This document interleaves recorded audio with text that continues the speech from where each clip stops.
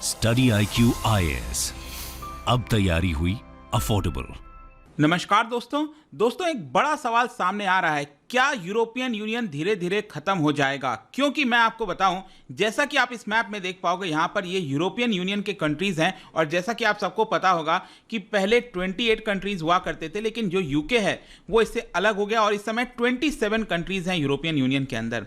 अब क्या होता है कि जब आप यूरोपियन यूनियन में है, इसको सिंगल मार्केट का दर्जा दिया जाता है। कहने का मतलब यह है कि इसके अंदर जो भी मॉनेटरी पॉलिसी होगी, जो भी इनकी फिस्कल पॉलिसी होगी, वो इनको आपस में कोऑर्डिनेट करके करना है। ऐसा नहीं है कि कोई भी एक सिंगल देश, जर्मनी हो, पोलैंड हो, फ्रांस हो, जितने भी देश हैं, अकेले जैसे मन चाहे वो नहीं कर सकते। अगर वो ऐसा करते हैं तो जाहिर सी बात है वो यूरोपियन यूनियन के खिलाफ जा रहे हैं। तो यहां पर अगर आप खबर देखोगे तो यह खबर आई है कि जर्मनी ने एक बहुत बड़ा पैकेज निकाला है अपने वहां के सिटीजन्स के लिए, वहां के घरों के लिए, वहां के कंपनीज के लिए, और इस पैकेज की वजह से वो यूरोपियन यूनियन के खिलाफ जा रहे हैं, जिसकी वजह से डर है। क्योंकि जर्मनी, आपको समझना है, कोई छोटा देश नहीं है। यूरोपियन यूनियन का सबसे पावरफुल कंट्री है जर्मनी, और जर्मनी अगर इसके अगेंस्ट जाएगा तो जाहिर सी बात है कि जो यूरोपियन यूनियन का अस्तित्व है उसके ऊपर सवाल खड़े हो जाएंगे। तो इसको डिटेल से हम जानेंगे, समझने की कोशिश करेंगे कि एग्जैक्टली हुआ क्या है, प्रॉब्लम क्या चल रही है, जर्मनी ने ऐसा क्या कर दिया है जिसकी वजह से पूरा यूरोपियन यूनियन खतरे में चला गया है। काफी कुछ जानने को है, चलिए आगे बढ़ते हैं। लेकिन उसके पहले दोस्तों ध्यान रखिएगा, यूपीएससी का जो आखिरी बैच है 2023 का स्टडी IQ की तरफ से, वो यहां पर लॉन्च हो गया है। अगर आप इसके अंदर एनरोल करना चाहते हैं, लिमिटेड सीट्स है, जल्द करिए हमारे वेबसाइट और ऐप पर जाइए। कोड इस्तेमाल करना है अंकित लाइव।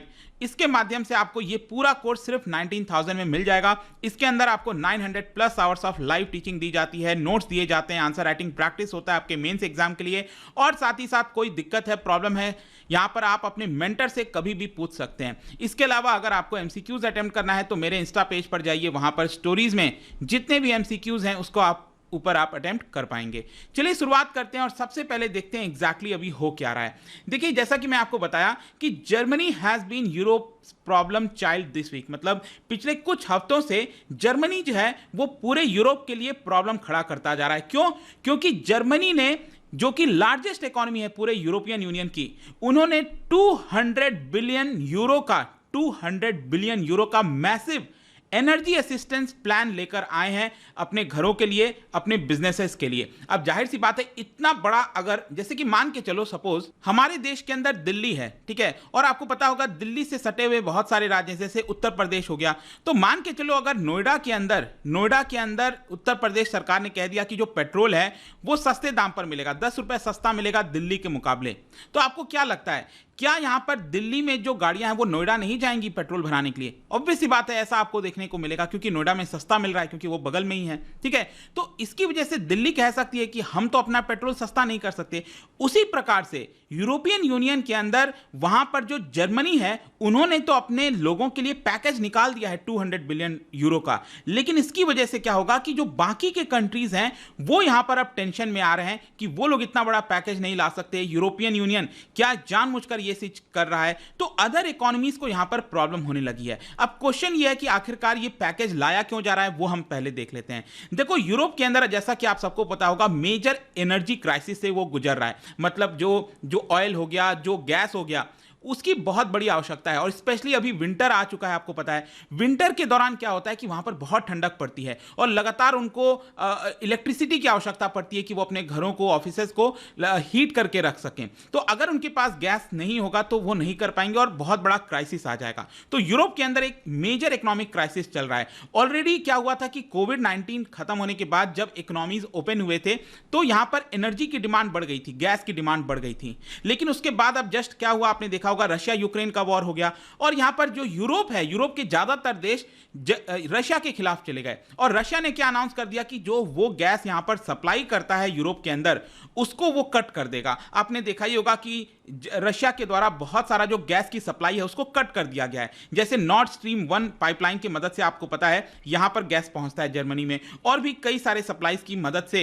यूरोप के अंदर गैस पहुंचता है। तो रशिया ने ये जो सप्लाई कट किया है, इसकी वजह से वहां पर एनर्जी क्राइसिस आ गया। अब जब सप्लाई कम होगा तो जाहिर सी बात है जो प्राइसेस हैं गैस के वो बढ़ जाएंगे। तो इन सारी चीजों की वजह से गैस के प्राइसेस बढ़ गए हैं बहुत ज्यादा। एक साल में आप देख सकते हो यहां पर यूनाइटेड किंगडम में जो बिल है वो 54% इंक्रीज हुआ है और अक्टूबर के महीने में बताया जा रहा है कि 80% और इंक्रीज होने वाला है। और इनफैक्ट मैं आपको बताऊं तो पूरे यूरोप के अंदर जो गैस का प्राइस है, सोच के देखिए, 550% जंप किया है। 550%, सोचिए कितना बड़ा वहां पर जो इंक्रीज है वो आपको देखने को मिल रहा है। तो क्योंकि वहां पर जो क्राइसिस आ रखी है जर्मनी में, तो जर्मनी के बहुत सारे पूरे यूरोप के अंदर, तो यूरोप के बहुत सारे जो देश हैं उनके जो लीडर्स हैं वो यहां पर कह रहे हैं कि हमें यहां पर साथ में आना पड़ेगा और एक कलेक्टिव रिस्पांस देना पड़ेगा। लेकिन हो क्या रहा है, जर्मनी ने अपना खुद से अकेले का प्लान बना लिया है। यूरोप की लार्जेस्ट इकोनॉमी भी एनर्जी क्राइसिस से गुजर रही है। वो यहां पर सोच रही है कि वो रिसेशन में जाए उसके पहले यहां पर कुछ कर दे, क्योंकि जर्मनी में लगभग अनुमान आ चुका है कि जर्मनी रिसेशन में जाने वाला है।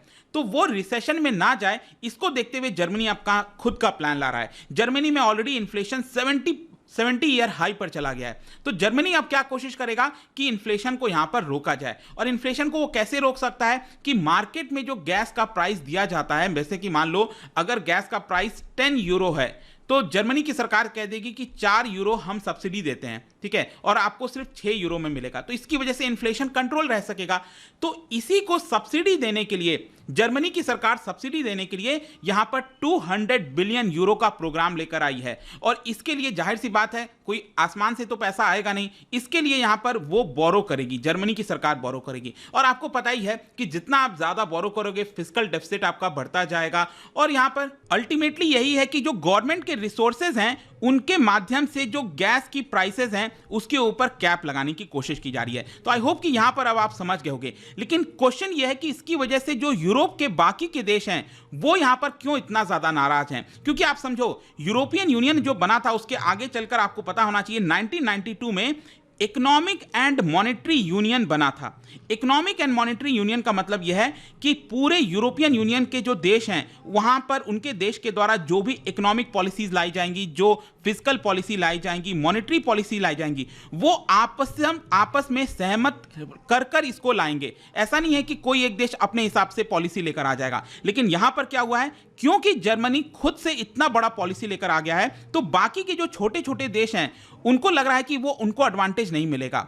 जो कंपनीज हैं वो जर्मनी शिफ्ट हो जाएंगी, वहां से लोग परचेस करेंगे, तो छोटे छोटे देशों को बहुत नुकसान होगा। वो इतना बड़ा पैकेज ला नहीं सकते और हर एक अलग अलग देश अपने हिसाब से पॉलिसी लाने की कोशिश करेगा। जैसे आप देख सकते हो स्लोवाकिया के जो एनर्जी मिनिस्टर हैं, स्लोवाकिया मैं आपको दिखाता हूं, ये आप देखो छोटा सा देश है, यूरोप के साथ इसकी बाउंड्री जुड़ती है। ये रहा आपका, ये रहा स्लोवाकिया। इनके जो एनर्जी मिनिस्टर है उन्होंने कहा है कि जर्मनी के द्वारा ये जो डिसीजन लिया गया है इसकी वजह से ये जो पूरा कॉमन मार्केट है उसमें एक बहुत बड़ी दीवार आ जाएगी।